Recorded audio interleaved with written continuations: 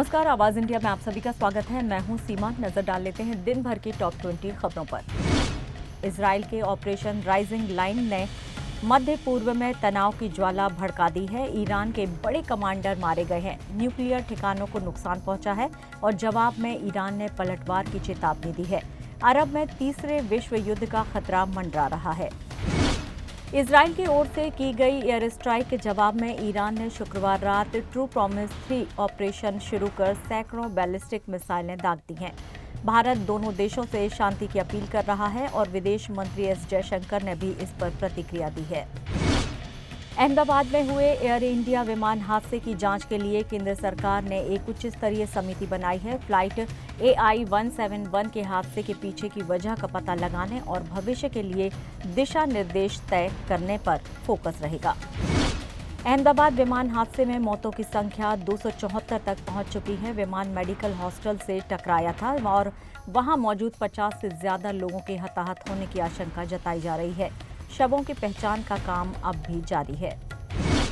अहमदाबाद विमान हादसे में शवों की पहचान के लिए DNA जांच की जा रही है। अहमदाबाद सिविल अस्पताल में 270 से अधिक पोस्टमार्टम और 200 से ज्यादा DNA सैंपल लिए जा चुके हैं।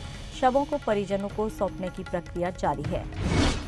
अहमदाबाद विमान हादसे में गुजरात के पूर्व मुख्यमंत्री विजय रूपाणी की भी मौत हुई है। उनके बेटे ऋषभ रूपाणी गांधीनगर पहुंच चुके हैं। DNA टेस्ट करवाने के बाद अब वो अपने पिता का अंतिम संस्कार करेंगे। बॉलीवुड अभिनेता अमिताभ बच्चन ने भी इस हादसे पर दुख जताया है। उन्होंने बताया है कि उनके दोस्त के जवान बेटे की इस हादसे में मौत हो गई है। अपने ब्लॉग में उन्होंने इस घटना को गहरा निजी आघात बताया। शिवसेना सांसद संजय राउत ने हादसे में साइबर अटैक की आशंका जताई है। उन्होंने कहा है कि उड़ान भरने के 30 सेकंड में ही विमान क्रैश हुआ, जो सामान्य नहीं है। राउत ने विदेशी साइबर हमलों का भी हवाला दिया। पुणे में डिप्टी सीएम अजित पवार के कार्यक्रम में बच्चू कडू के समर्थकों ने हंगामा किया। भूख हड़ताल कर रहे प्रहार संगठन के कार्यकर्ताओं ने नारेबाजी करते हुए कार्यक्रम को बाधित करने की कोशिश की। राजनीतिक हलकों में उस समय हलचल बढ़ गई जब सीएम देवेंद्र फडणवीस ने राज ठाकरे को जन्मदिन की बधाई दी। एक्स पर तस्वीर पोस्ट कर उन्हें शुभकामनाएं दी, जिससे नए समीकरणों की चर्चा शुरू हो गई है। बिहार के सीएम नीतीश कुमार ने सामाजिक सुरक्षा पेंशन और कन्या उत्थान योजना के लाभार्थियों को 271 करोड़ रुपए की डीबीटी ट्रांसफर की है। 61 लाख से अधिक पेंशनकर्ता और 85,000 कन्या उत्थान लाभार्थियों को सीधा लाभ मिलेगा। तमिलनाडु के मुख्यमंत्री M.K. स्टैलिन ने दिल्ली सरकार को पत्र लिखकर मद्रासी शिविर गिराने पर चिंता जताई है। इस कार्रवाई से 370 तमिल परिवार बेघर हुए हैं। उन्होंने तत्काल राहत की मांग की है। कर्नाटक के बेंगलुरु में नकली नोट छापने वाले एक युवक को पुलिस ने गिरफ्तार किया है। युवक के पास से प्रिंटर और नकली नोट बरामद हुए हैं। युवक के खिलाफ FIR दर्ज कर ली गई है।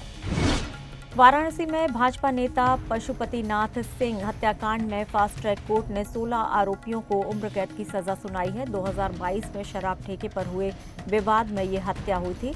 सभी दोषियों पर जुर्माना भी लगाया गया है।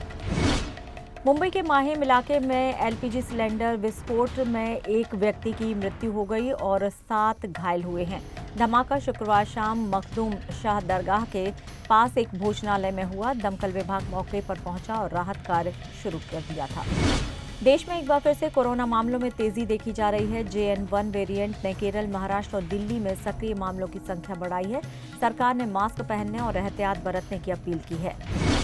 दिल्ली और उत्तर भारत में भीषण गर्मी के बीच मौसम विभाग ने आंधी तूफान और बारिश का अलर्ट जारी किया है। दिल्ली में पारा 40 डिग्री के पार है, जबकि पूर्वोत्तर राज्यों में भारी बारिश की संभावना जताई जा रही है। इसरो 19 जून को AX-4 मिशन के तहत भारतीय अंतरिक्ष यात्री शुभांशु शुक्ला को अंतरिक्ष भेजेगा। ये मिशन नासा और SpaceX के सहयोग से होगा, जहां शुभांशु 7 वैज्ञानिक प्रयोगों में हिस्सा लेंगे।